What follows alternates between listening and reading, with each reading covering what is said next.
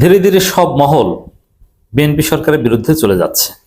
এমনকি পরিস্থিতি বিএনপি নেতাদের নিয়ন্ত্রণের বাইরে চলে যাচ্ছে।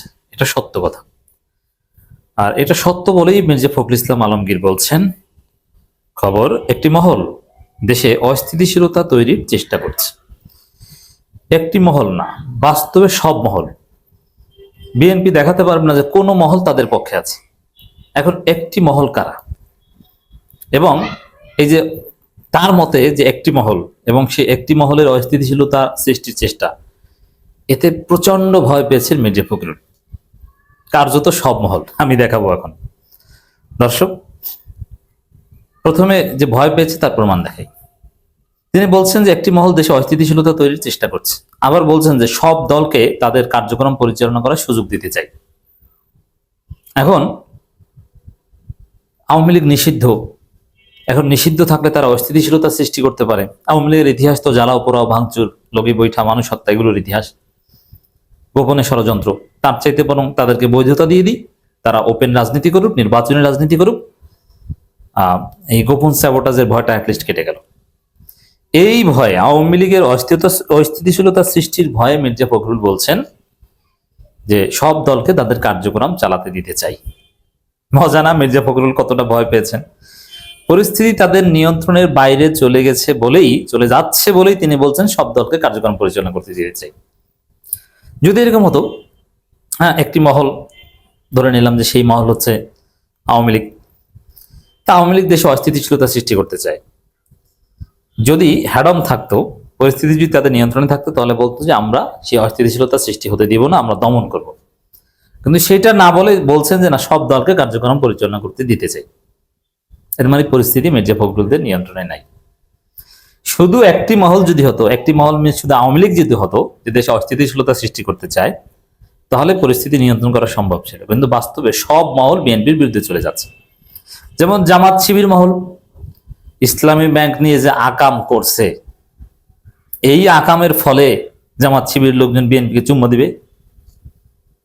ইসলামী ব্যাংকের গ্রাহকদেরকে পিটিয়ে রক্তাক্ত করে যেভাবে পঙ্গু করা হয়েছে, পায়ের লিগামেন্ট, হাতের লিগামেন্ট ছিঁড়ে ফেলা হয়েছে, কাউকে কাউকে হয়তো বন্ধ করে দেওয়া হয়েছে, চোখ নষ্ট হয়ে গেছে। কি বিভৎস নির্যাতন! আর জামাত শিবির চুম্মা দিবে আপনাদেরকে?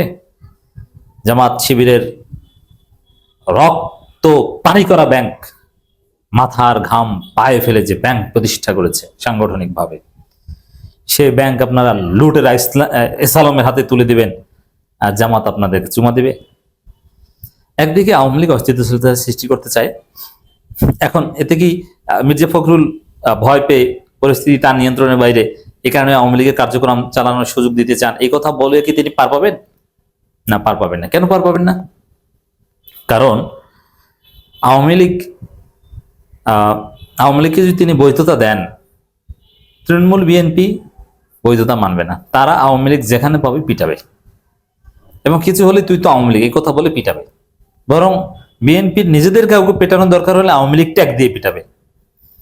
আওয়ামী লীগ ট্যাগ, আওয়ামী লীগ বলে পেটানো, এটা একটা পেটানোর বৈধতা। কারণ ওরা বিপ্লবের পরাজিত শক্তি, তো পরাজিত শক্তির ট্যাগ দিয়ে এগুলো করা হয়, ইটস ভেরি নর্মাল। এবং আসলেই তো আওয়ামী লীগ রন্ধ্রে রন্ধ্রে আছে বা ছিল, তাদেরকে ধরা এটা বিপ্লবের চেতনার অংশ। তো এই জায়গায় মির্জা ফখরুলরা আওয়ামী লীগকে ঢেল দিয়ে তো লাভ নাই। লোকাল বিএনপি তো ঠিকই আওয়ামী লীগকে পেটাবে, এতে আওয়ামী লীগের অস্থিতিশীলতা কমবে না। বেকায়দায় পড়েছেন। আবার জামাত শিবিরের সাথে সম্পর্কের রেড লাইন ধীরে ধীরে ক্রস করছে। বিশেষ করে ইসলামী ব্যাংক নিয়ে যেটা শুরু হয়েছে, আরো নানান বিষয় নিয়ে পরিস্থিতি যেদিকে যাচ্ছে, তাতে অবস্থা খারাপ থেকে খারাপতর হচ্ছে। মির্জা ফখরুলদের নিয়ন্ত্রণে, পরিস্থিতি নিয়ন্ত্রণের বাইরে যে চলে যাচ্ছে, ভয় পেয়েছেন, তার আর একটা প্রমাণ দেখে। কিছুদিন আগে নির্বাচন কমিশন, এটা অনেকে জানেন না, এগুলো পত্রিকা আসছে না, এটা ভিতরে খবর, নির্বাচন কমিশন সিদ্ধান্ত নিয়েছিল যে স্থানীয় সরকার নির্বাচনে আওয়ামী লীগ অংশগ্রহণ করতে পারবে না, আওয়ামী লীগের অংশগ্রহণ ঠেকাতে হবে। কারণ কি, হলফনামায় একটা আর্টিকেল যোগ করার সিদ্ধান্ত হয়েছিল, ফাইনাল একদম খসড়া চূড়ান্ত হয়েছিল, যে কোনো নিষিদ্ধ সংগঠনের সাথে সে জড়িত নাই, এই মর্মে হলফনামা দিতে হবে। এর মানে আওয়ামী লীগের একটা ওয়ার্ড পর্যায়ের কমিটির সদস্য পদেও যদি থাকে, তারপরও সে কোনো স্থানীয় সরকার নির্বাচন করতে পারবে না। এমনকি আওয়ামী লীগ, যুবলীগ, তাঁতি লীগ, মৎস্যজীবী লীগ, কোন লীগের কোন কমিটিতে থাকলে সে কোনো নির্বাচন করতে পারবে না, ইউনিয়ন পরিষদের মেম্বার ইলেকশনও করতে পারবে না, মহিলা মেম্বারেতেও দাঁড়াতে পারবে না। এই সিদ্ধান্ত ফাইনাল হয়েছিল, মানে খসড়া চূড়ান্ত হয়েছিল। কিন্তু মির্জা ফখরুল যেহেতু স্থানীয় সরকার মন্ত্রী, স্থানীয় সরকার নির্বাচন, অতএব এই বিষয়ে তার কনসার্ন আছে, তার মন্ত্রণালয় কি বলে কি এগুলোর উপর ভিত্তি করে নির্বাচন কমিশন সিদ্ধান্ত নেবে। তো মির্জা ফখরুল এই সিদ্ধান্তকে ঘুরিয়ে দিয়েছে। এটা কিন্তু পত্রিকা আসে নাই। তিনি বলছেন না না না, এটা করা ঠিক হবে না, দলে দেশে অস্থিতিশীলতা সৃষ্টি হবে, আওয়ামী লীগের লোকজনকে নির্বাচনে অংশগ্রহণ করার সুযোগ দিতে হবে। কারণ কিভাবে দেওয়া যায়, এখন বলছে যে খসড়াই থাকবে না, মানে হলফনামাই থাকবে না, যে হলফনামায় লিখতে হবে যে আমি নিষিদ্ধ সংগঠনের সাথে জড়িত না, এই মর্মে হলফনামা দিতে হবে। আরে ভাই, হলফনামাই থাকবে না, এর মানে কি আওয়ামী লীগের লোকজন স্বতন্ত্র হিসাবে নির্বাচনে অংশগ্রহণ করতে পারবে। মির্জা ফখরুলদের পরিস্থিতি নিয়ন্ত্রণের বাইরে চলে যাচ্ছে। আওয়ামী লীগ চাপ দিয়ে বিভিন্নভাবে তাদের দাবি আদায় করে নিচ্ছে, বুঝতে পারছেন। আবার এদিকে আওয়ামী লীগ যদি আসতে পারে, তাহলে প্রশাসনের যারা আজকে বিএনপিকে চাচ্ছে তাদের একটা বিরাট অংশ আর বিএনপিকে চাটবেন। আওয়ামী লীগ স্বাভাবিকভাবে রাজনীতি করতে পারলে আওয়ামী লীগকে চাটবে, কেন আওয়ামী লীগকে চাটার একটা মজা আছে। আবার যারা মুক্তিযুদ্ধের চেতনা ব্যবসার অংশ হিসেবে বিএনপির কাঁধে সওয়ার করেছিল, তারাও এখন আর বিএনপিকে দুষবে না, তারা এখন আওয়ামী লীগকে দুষবে। কারণ কি, যদি মুক্তিযুদ্ধ ব্যবসা করতে হয় তাহলে আমি এই স্বাধীনতা বিরোধী দল বিএনপির হয়ে মুক্তিযুদ্ধ করবো কেন?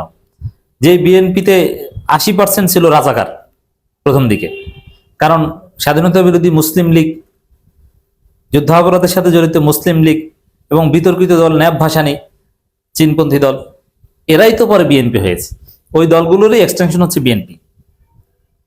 সেই জায়গায় যদি আমি মুক্তিযুদ্ধ ব্যবসা করি তাহলে বিএনপির কাঁধে সওয়ার করে কেন করব? আওয়ামী লীগ আসলে আওয়ামী লীগের কাঁধে সওয়ার করে করব। আমি যদি কথিত ইন্দিরা গান্ধীর প্রগতিশীলতা চর্চা করি, ইন্দিরা গান্ধীর সেকুলারিজম চর্চা করি, তাহলে বিএনপির কাঁধে ভর করে কেন করব? আমি জামাত বিরোধিতার অংশ হিসেবে যদি আমি মুসলিম কখনো সেকুলারিস্ট হই, তাহলে সেটা বিএনপির কাঁধে ভর করে কেন করবো? এটা তো আওয়ামী লীগের কাঁধে ভর করেই করতে পারি। এই জন্য দেখবেন যে এই যে বিএনপি বাধ্য হচ্ছে আওয়ামী লীগকে বৈধ হতে, যদি এটা হয় সেটা হতে দিবে না জনগণ। যদি হয় মির্জা ফখরুলদের যে চিন্তা, এটা যদি বাস্তবায়ন করতে পারে, তাহলে প্রশাসনে একটা বিরাট অংশ আওয়ামী লীগেরটা খাবে। বিরোধী দলে আওয়ামী লীগ বা তারা ক্ষমতা ধারে কাছে না, তারপরেও আওয়ামী লীগেরটা চাটবে, এবং প্রগতিশীল, নারীবাদী, সেকুলার, নাস্তিক যারা এখন বিএনপিকে চাটে, এরা সবাই আওয়ামী লীগকে চাটবে। এখন তো তারা চাটতে পারে না, আওয়ামী লীগ অবৈধ, যারা বিদেশে পালাতক তারা শুধু চাটেন। আর মোটামুটি বৈধতা দিলে দেখবেন যে আওয়ামী লীগের বিএনপির এই কথিত প্রগতিশীল অংশটা নাই হয়ে যাবে। আর বিএনপি তাদের যে মূল ভোট, ওটা কিন্তু হারিয়েছে। বিএনপির এখন শক্তি আওয়ামী লীগের একটা বিরাট ভোট ব্যাংক, কিন্তু সেটা যদি আলাদা হয়ে যায়, আর বিএনপির মূল যে ভোট, জাতীয়তাবাদ এবং ইসলামী মূল্যবোধ, ওটা কিন্তু জামাতের বাক্সে চলে গেছে। তো বিএনপি কঠিন ধরা খাবে। সব মহল, এমনকি সেনাবাহিনী কার পক্ষ নিবে এটা নিয়েও প্রশ্ন উঠছে, বিচার বিভাগ কার পক্ষ নিবে, সব পক্ষই তো বিএনপির বিরুদ্ধে চলে যাচ্ছে, আমরা দেখতে পাচ্ছি।